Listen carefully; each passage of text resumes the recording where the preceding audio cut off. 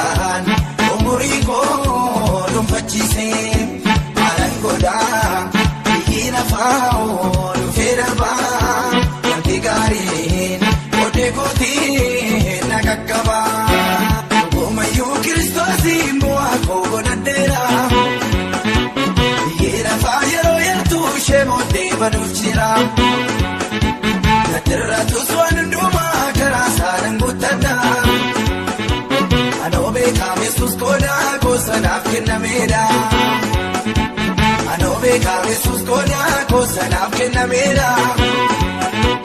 Anoo beekame Yesuus qoodaa goosanaaf kennameedha.